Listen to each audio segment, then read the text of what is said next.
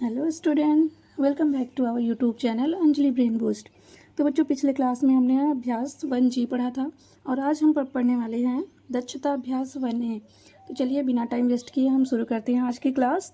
तो बच्चों, आज का पहला सवाल है, निम्नांकित को सरल करके परिमेय संख्या प्राप्त कीजिए। ठीक है, इस सवाल को हमें हल करके परिमेय संख्या प्राप्त करना है। तो चलिए देख लेते हैं कैसे हल करना है इसे। तो सबसे पहले हम बड़े वाले ब्रैकेट को हल करेंगे। क्या है ये? -3/5 इंटू 35 में -12। ठीक है, और ये भाग दिया जा रहा है किससे? 1/14 से। तो जो कटता है उसे हम कैंसिल कर लेंगे। -3 से -12 कितनी बार में कट गया ये? -3 × 3 और ये 4 बार में, 3 चौके 12। और 5 से जो है 35 कितनी बार में कट गया? 7 बार में। तो कितना बच गया ये तो हमारा बच गया 1। ये पूरा 1 हो गया और यहाँ बचा 7/4। 7/4 को हमें किससे भाग देना है? 1/14 से। तो पिछली क्लास में हमने सीखा था हम भाग कैसे करते हैं परिमेय संख्या का। तो 7/4 भाग के चिन्ह की जगह हम क्या लगाते हैं? यहाँ आता है गुणा का चिन्ह और जिससे भाग करते हैं वो संख्या हमारी पलट जाती है। ठीक है, 1/14 ये हो जाएगा 14/1। अब ये 14 और 4 भी कैंसिल हो रहा है 2 के पहाड़े से। 2 दूना 4 और 2 सत्ते 14। तो क्या बच गया? 7/2 इंटू 7/1। तो 7 सत्ते 49/2। ये हो गया हमारा आंसर। ठीक है, तो पहले सवाल का हम दूसरा पार्ट देख लेते हैं। दूसरा सवाल क्या कहता है? कह रहे हैं -5/9 माइनस ब्रैकेट में क्या है? 1/-3 इंटू 5/2। इसको हम हल कैसे करेंगे? ये देखते हैं। बड़े वाले ब्रैकेट को हल करना है। -5/9 और ये ब्रैकेट हम ओपन करेंगे। ठीक है, ब्रैकेट ओपन करेंगे तो ये माइनस है, ये भी माइनस है। तो माइनस माइनस कितना बन जाएगा?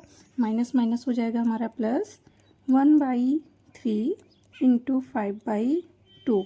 ठीक है, अब हमें इस ब्रैकेट को हल कर लेना है। 3 और 9 का एलसीएम कितना बनेगा? 9 जो है वो 3 के टेबल में भी आता है। तो हमारा एलसीएम कितना हो जाएगा? 9। 9 से 9 में भाग देंगे तो एक बार जाएगा। 1 का गुणा हम -5 में करेंगे तो -5 ही मिलता है हमें। प्लस 3 का भाग जब 9 में देंगे तो कितनी बार जाता है? 3 बार। और 3 का गुणा 1 में करेंगे तो 3। ठीक है, ये भी मिल गया। और इंटू 5/2। ठीक है, अब क्या करना है देखिए, अब हमें करना है -5 से 3 निकालेंगे। -2/9 इंटू 5/2। ठीक है, ये 2 से 2 तो कैंसिल हो जाएगा। तो यहाँ क्या बचा? -1/9 और 5/1। ठीक है, गुणा कर लेंगे तो -5/9। ये हो गया हमारा आंसर। ठीक है, आइए हम दूसरा सवाल करते हैं। दूसरा सवाल क्या है इसका? बच्चों, ये है हमारे अभ्यास का दूसरा सवाल। इसका भी सोल्यूशन हम देख लेते हैं। क्या है सोल्यूशन इसका? ठीक है, कह रहे हैं -12/7 और 13/5 के योगफल में उनके अंतर से गुणा कीजिए। -12/7 और 13/5 के योगफल में। ठीक है, -12/7 और 13/5 का योगफल हमें निकालना है। ठीक है, इनका योगफल निकालना है। योगफल निकालने के बाद जो योगफल आएगा, ठीक है, और इनका हमें अंतर निकालना है। इनके अंतर में फिर गुणा करना है। तो चलिए हम योगफल देख लेते हैं। ये हम क्या निकाल रहे हैं? योग। तो 7 और 5 का एलसीएम कितना बनेगा? 35 बनेगा। ठीक है, 7 और 5 का एलसीएम कितना हो गया? 35 हो गया। अब 7 से 35 में डिवाइड करेंगे तो 5 बार ही जाएगा। 5 का गुणा 12 में करेंगे तो 12×5 = 60 और 5 का भाग देंगे 35 में 7 बार जाएगा। तो 7 13 सत्ते 91। ठीक है, अब -60 है प्लस 91 है तो सब्ट्रैक्ट हो जाएंगी चीज़ें। तो जब सब्ट्रैक्ट करेंगे तो कितना आएगा? 1 और 9 से 6 गया 3।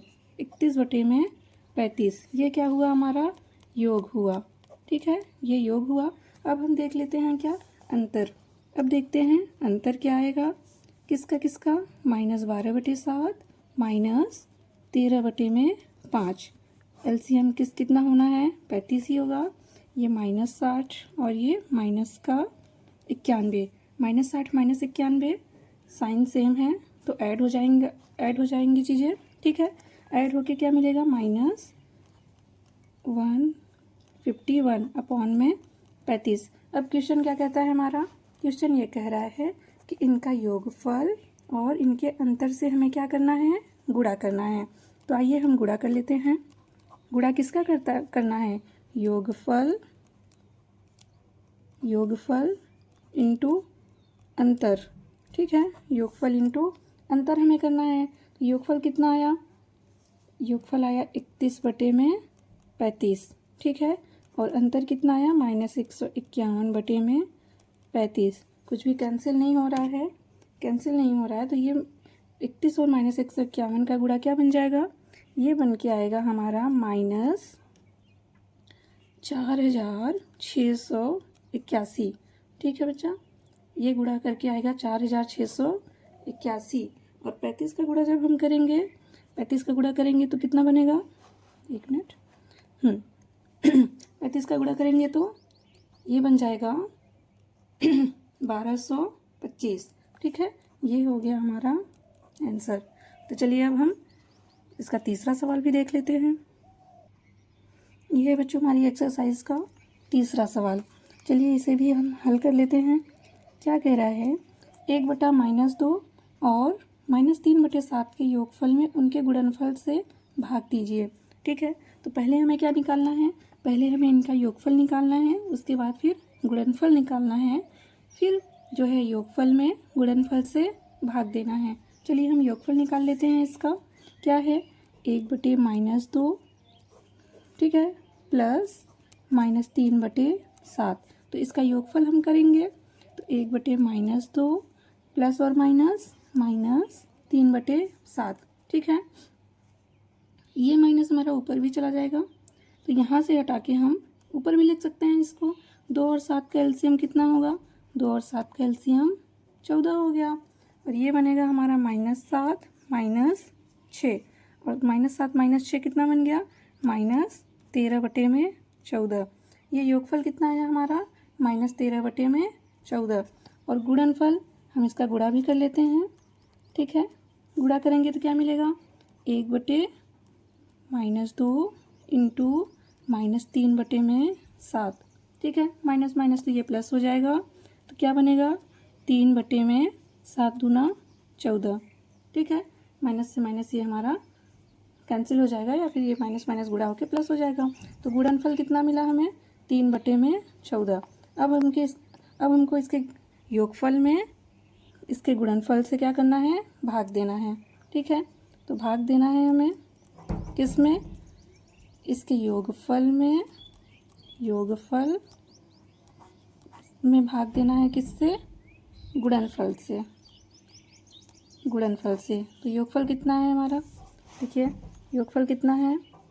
योगफल है -13/14, और भाग किससे देना है?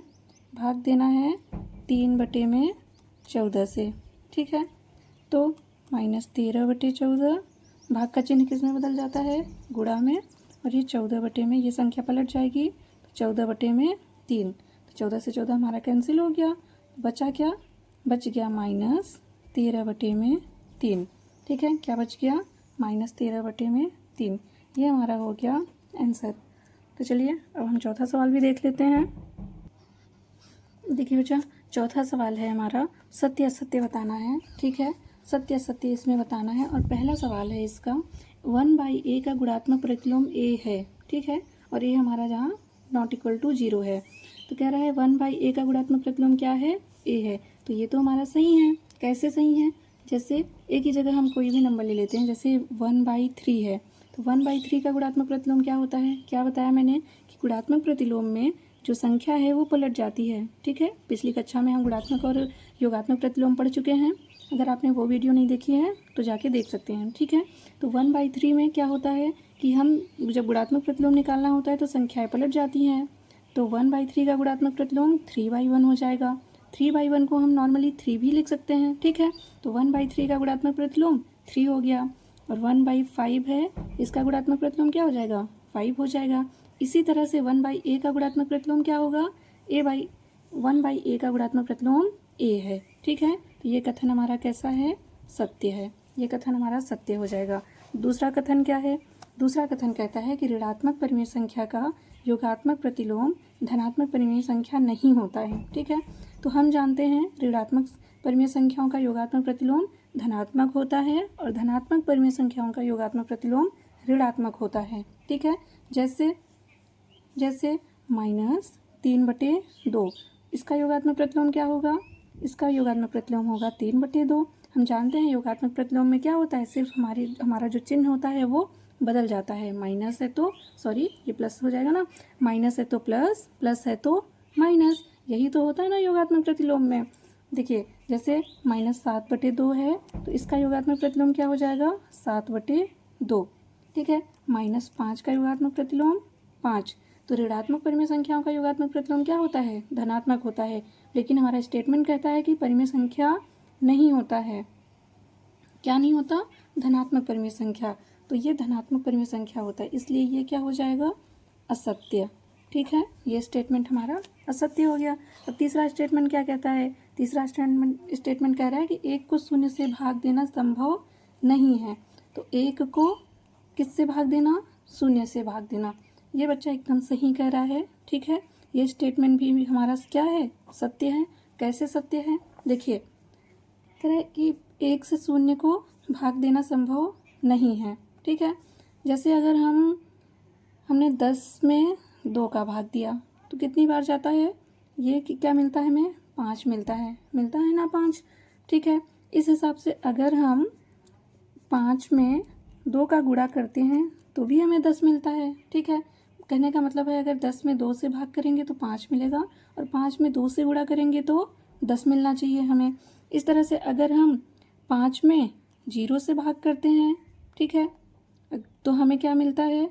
मान लीजिए हमें कोई संख्या मिलती है x। ठीक है, कोई संख्या हमें x मिली, तो इस हिसाब से 0 में अगर हम x का गुणा करते हैं तो हमें 5 मिलना चाहिए। लेकिन हम ये जानते हैं कि किसी भी संख्या में अगर हम 0 का गुणा करते हैं तो 0 ही मिलता है। ठीक है, 0 मिलता है, तो 5 की जगह तो हमें क्या मिलेगा? 0 मिलेगा, 5 नहीं मिलेगा। तो इसलिए जो है ये स्टेटमेंट गलत हो जाता है। ठीक है, कि जो है ये स्टेटमेंट सही है कि हम जो है 1 को 0 से, किसी भी संख्या में हम 0 से भाग नहीं दे सकते। ठीक है, आई होप आपको समझ में आया होगा। चलिए इसका लास्ट पार्ट देख लेते हैं। लास्ट पार्ट क्या कहता है? लास्ट है 0 किसी परिमेय संख्या का गुणात्मक प्रतिलोम नहीं है। 0 जो है वो किसी परिमेय संख्या का गुणात्मक प्रतिलोम नहीं है। ये भी एकदम सत्य है। ठीक है, ये भी स्टेटमेंट हमारा क्या है? सत्य है। किसी भी परिमेय संख्या का गुणात्मक प्रतिलोम उसका रेसिप्रोकल होता है। ठीक है, उसका क्या होता है? उस संख्या का रेसिप्रोकल हो जाता है। तो 0 जो है किसी भी परिमेय संख्या का गुणात्मक प्रतिलोम नहीं होता। ठीक है, अगर आप एग्जाम्पल देखना चाहें तो देख सकते हैं। जैसे कोई भी हम ले लेते हैं परिमेय संख्या 5/2, तो इसका गुणात्मक प्रतिलोम क्या होगा? 2/5 होगा। इसी तरह से आप कोई भी नंबर ले सकते हैं, उसका गुणात्मक प्रतिलोम उल्टा होगा। 0 जो है वो किसी भी परिमेय संख्या का गुणात्मक प्रतिलोम नहीं होता। तो बच्चों आज की एक्सरसाइज जो है हमारी, जो दक्षता अभ्यास 1A था वो यहीं ख़त्म होता है। ठीक है, आई होप आपको समझ में आई होगी क्लास। तो बच्चों आगे की क्लास जो है हम वो कल करेंगे। ठीक है, आज के लिए बस इतना ही। Thank you.